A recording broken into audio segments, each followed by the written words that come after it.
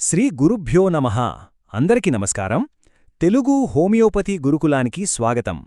మన క్లినికల్ ప్రాక్టీస్లో అడుగడుగునా ఎదురయ్యే అత్యంత ఆసక్తికరమైన మెటీరియా మెడికా విశ్లేషణకు మీకందరికీ స్వాగతం. ఈనాటి ఈ వివరణాత్మక ప్రదర్శనలో మనం లైకోపోడియం యొక్క సజీవ కాన్స్టిట్యూషనల్ చిత్రాన్ని చాలా లోతుగా ఆచరణాత్మక కోణంలో అర్థం చేసుకోబోతున్నాం. చూడండి, హోమియోపతి అంటే కేవలం లక్షణాల జాబితాను బట్టి పట్టడం కానే కాదు.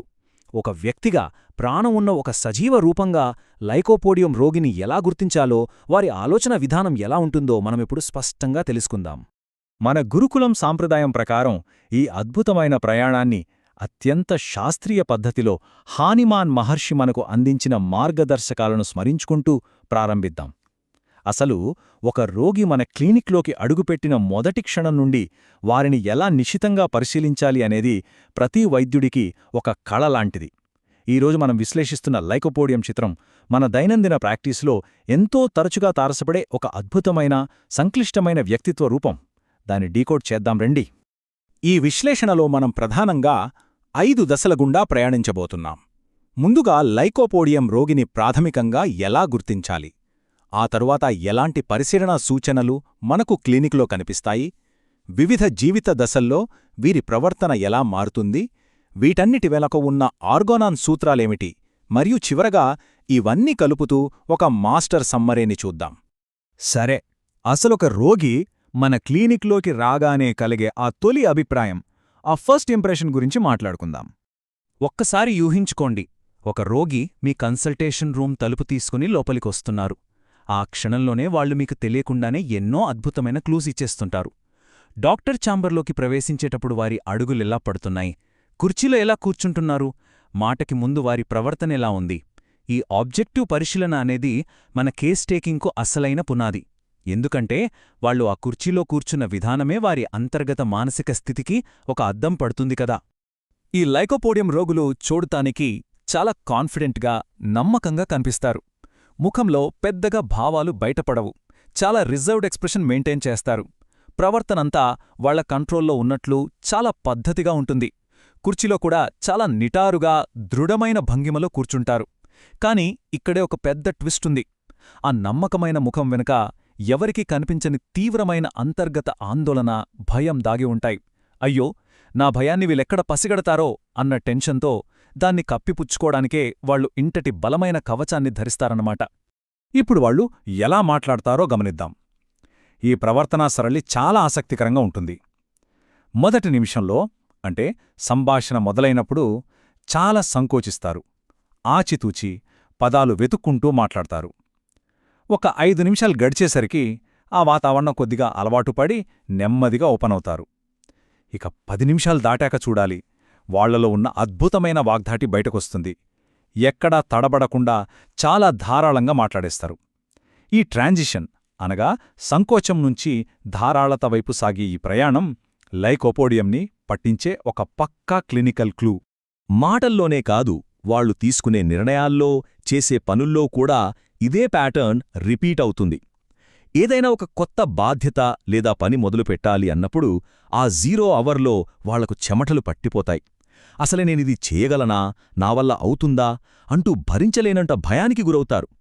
కాని అద్భుతమేమిటంటే, ఒక్కసారి ఆ పనిలోకి దిగాక ఆ భయమంతా మంచులా కరిగిపోతుంది.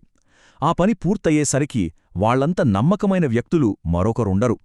పనికి ముందు భయం, పనిలో ప్రవేశించాక అద్భుతమైన ఆత్మవిశ్వాసం. ఇదే వాళ్ల సిగ్నేచర్ స్టైల్. మరి ఈ ప్రత్యేకమైన తత్వం జీవితంలోని వివిధ దశల్లో, అంటే పిల్లల్లో, పెద్దల్లో ఎలా బయటపడుతుందో ఇప్పుడు చూద్దాం. ముందుగా చిన్నపిల్లల విషయానికి వద్దాం.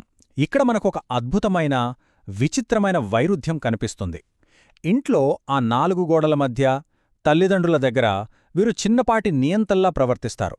నేను అడిగిందే జరగాలి, నా మాటే నెగ్గాలి అంటూ డిక్టేటోనియల్గా ఉంటారు. ఎందుకంటే ఇల్లు వారికి సేఫ్ జోన్. కాని అదే పిల్లాడు స్కూల్ బస్సెక్కి పాఠశాలకు వెళ్లగానే ఆ దృశ్యం పూర్తిగా మారిపోతుంది. క్లాస్ రూంలో ఎవరికంటా పడకుండా లాస్ట్ బెంచ్లో కూర్చునే అత్యంత పిరికివాడుగా మారిపోతాడు. మనం వాడుక భాషలో ఇంట్లో పులి, వీధిలో పిల్లి అంటాం కదా, అది వీళ్లకి సరిగ్గా అతికినట్లు సరిపోతుంది. ఈ పిల్లలు కొద్దిగా పెరిగి హైస్కూల్ లేదా కాలేజీకి వచ్చారనుకోండి, అప్పుడు వాళ్ల పరిస్థితి ఎలా ఉంటుందో చూద్దాం. పరీక్షలంటే వీరికి ప్రాణసంకటం. నిజానికి వాళ్ళు ఏమీ చదవకుండా ఉండరు. సంవత్సరం పొడవునా రాత్రింబవళ్లు కష్టపడి చదువుతారు, సబ్జెక్టు మీద పూర్తి పట్టు సాధిస్తారు కూడా. కానీ ఆ ఎగ్జామ్ హాల్లో కడుగుపెట్టే ముందు మాత్రం వాళ్లను తీవ్రమైన యాంటిసిపేటరీ యాంగ్జైటీ అనగా అంచనాభయం కమ్మేస్తుంది. చేతులు చెమర్చడం, కడుపులో గడబిడగా ఉండటం సహజం. అయితే ఎగ్జామినర్ వచ్చి క్వశ్చన్ పేపర్ చేతిలో పెట్టి రాయడం మొదలుపెట్టగానే ఆ టెన్షన్ అంతా మాయమైపోయి అత్యుత్తమ మార్కులు సాధిస్తారు. ఇదే తరహా మానసిక స్థితిని మనం ఒక పబ్లిక్ స్పీకర్లో లేదా స్టేజ్ పర్ఫార్మర్లో కూడా స్పష్టంగా చూడొచ్చు. ఏదైనా ఒక మీటింగ్లో మాట్లాడాల్సొస్తే ఆ ప్రదర్శనకు ముందు రోజు వాళ్ళు ఊహించని భయంతో సతమతమవుతారు. ఇక నా వల్ల కాదు, నా గొంతు పెగలదు, ఈ ఈవెంట్ క్యాన్సిల్ చేసేద్దాం అనుకునే స్థాయికి వాళ్ళ భయం వెళ్ళిపోతుంది. కాని ఒక్కసారి ఆ స్టేజ్ ఎక్కి చేతిలోకి మైక్ తీసుకున్న మరుక్షణం వాళ్లలో ఒక కొత్త వ్యక్తి నిద్రలేస్తాడు. ఆ తర్వాత వాళ్ళిచ్చే అనర్ఘళమైన ప్రసంగానికి ప్రేక్షకులు మంత్రముగ్ధులు కావాల్సిందే. ఇక ఉద్యోగంలో స్థిరపడి ఒక మేనేజర్ స్థాయికి వచ్చిన తర్వాత వీరి ప్రవర్తన మరింత ఆసక్తికరమైన మలుపు తిరుగుతుంది. ఆఫీస్లో వీళ్ల బాస్ ముందు అత్యంత విధేయులుగా ఉంటారు. బాస్ ఏది చెబితే దానికి ఎస్సార్ అంటూ తల ఊపుతూ అణిగిమిణిగి ఉంటారు. కాని కింద పనిచేసేవాళ్ల దగ్గరకొచ్చేసరికి వీళ్ల అసలు రూపం బయటపడుతుంది. కింది స్థాయి ఉద్యోగుల పట్ల అత్యంత కఠినంగా, అధికార దర్పంతో నిరంకుశంగా ప్రవర్తిస్తారు. కిందివాళ్లమీద పెత్తనం చలాయించడంలో వీరికొక తెలియని సంతృప్తి దొరుకుతుంది. ఇదేంటంటే లోపల ఉన్న తమ అభద్రతాభావానికి వాళ్లు వేసుకున్న ఒక మానసిక కవచం మాత్రమే. మరి ఇదే వ్యక్తి ఇంట్లో ఒక తండ్రిగానో లేక ఇంటి యజమానిగానో ఎలా ఉంటాడో గమనిద్దాం. వీరికి కుటుంబ సభ్యుల నుండి సంపూర్ణమైన గౌరవం, విధేయత ఎక్స్పెక్ట్ చేస్తారు. తాము చెప్పిందే వేదమన్నట్లుగా ఇంటి వాతావరణాన్ని తమ గుప్పెట్లో పెట్టుకోవాలని చూస్తారు. ఇంట్లో ఎవరైనా ఎదురు చెప్పితే లేదా తమ అధికారాన్ని ప్రశ్నిస్తే అస్సలు భరించలేరు.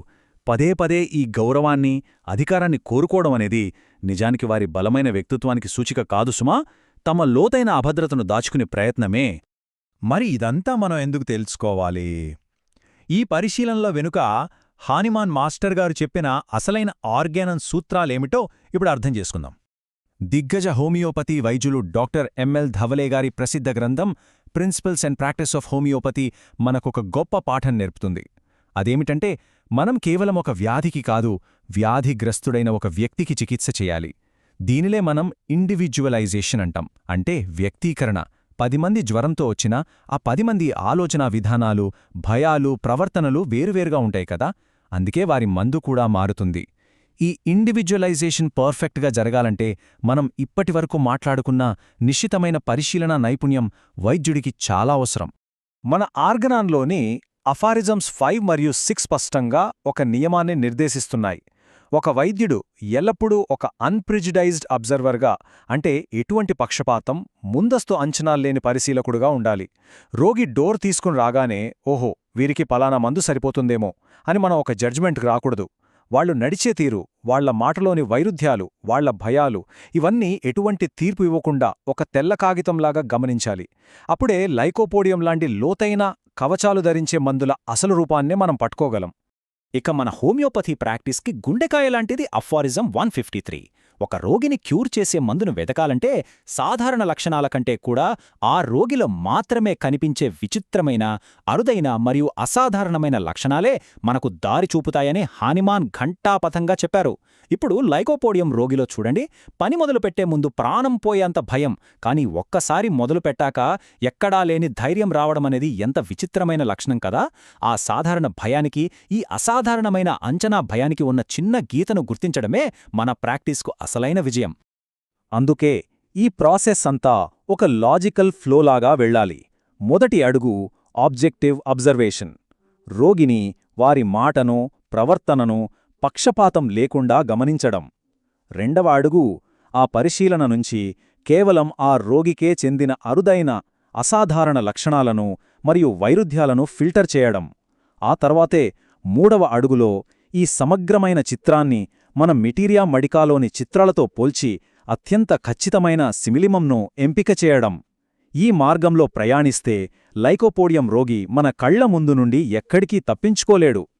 సరే, ఇప్పటిదాకా మనం ఎన్నో కోణాల్లో ఈ మందు గురించి మాట్లాడుకున్నాం. ఇప్పుడొకసారి ఇవన్నీ కలిపి ఒక మాస్టర్ సమ్మరీలాగా చూద్దాం. రోజూ మన క్లినిక్లో దీన్ని సులభంగా ఎలా గుర్తించవచ్చో ఒకసారి రీక్యాప్ చేసుకుంటే, దేహభంగిమ ఎప్పుడూ దృఢంగా, ఎక్స్ప్రెషన్స్ చాలా రిజర్వ్డ్గా ఉంటాయి. మాట తీరు చూస్తే ప్రారంభంలో సంకోచం, ఆ తర్వాత ధారాళమైన ప్రవాహం. సామాజిక ప్రవర్తనలో ఆ విచిత్రమైన వైరుధ్యం కనిపిస్తుంది. పైవారితో విధేయతగా ఉంటూ కిందివారిమీద పెత్తనం చెలాయించడం. మానసిక స్థితి విషయానికొస్తే ఏదైనా ఈవెంట్కి ముందు అపారమైన భయం, కానీ పని మొదలుపెట్టాక అద్భుతమైన విజయం. ఈ లక్షణాలన్నీ కలిపితే మనకు లైకోపోడియం వ్యక్తిత్వం కళ్లకు కట్టినట్లు కనిపిస్తుంది. ఈ సంక్లిష్టమైన లైకోపోడియం వ్యక్తిత్వాన్ని మనం 5 మూలస్తంభాలుగా విభజించవచ్చు. 1. బయటకు కనిపించే నమ్మకమైన గుర్తింపు. 2. ఏదైనా చెయ్యాలనే ఆలోచనే వారిలో పెంచే విపరీతమైన పెర్ఫార్మెన్స్ యాంగ్జైటీ. 3. ఇతరులపై అజమాయిషీ చేయాలనే నిరంతర తపన. 4. వీటన్నిటికీ మూలమైన, వాళ్ళను లోపలి నుంచి తినేసే ఒక లోతైన అభద్రతా భావం లేదా భయం. 5. ఈ భయాన్ని, బలహీనతను కప్పిపుచ్చుకోవడానికి వారు చేసే ఓవర్ కాంపెన్సేషన్ లేదా అతి ప్రవర్తన. ఈ విడివిడి లక్షణాలన్నీ ఒకదానికొకటి పేర్చితే మన ముందు లైకోపోడియం రోగి యొక్క సజీవ మైండ్ మ్యాప్ ఆవిష్కృతమవుతుంది. ఇది కేవలం పుస్తకాల్లో మనం చదివే పాయింట్స్ కాదండి, మన రోజువారీ జీవితంలో మనకు తారసపడే వ్యక్తులు వీరు. ఎగ్జామ్ అంటే వణికిపోయే విద్యార్థి, ఆఫీస్లో జూనియర్స్ని భయపెట్టే మేనేజర్, మైక్ పట్టే ముందు భయపడి ఆ తర్వాత రెచ్చిపోయే వక్త, వీరందరి లోపల అల్లుకుని ఉన్న ఆ కామన్ థ్రెడ్ను అర్థం చేసుకోవడమే మన క్లినికల్ ప్రాక్టీస్లో అసలైన కిక్. ఈరోజు మనం లైకోపోడియం యొక్క మానసిక, ప్రవర్తనాపరమైన చిత్రాన్ని చాలా లోతుగా అధ్యయనం చేశాం. కానీ అసలైన హోమియోపతి విశ్లేషణ ఇక్కడితో ఆగిపోదు గదా. రాబోయే తదుపరి భాగంలో మనం ఈ మందు యొక్క భౌతిక లక్షణాల్లోకి వెళదాం.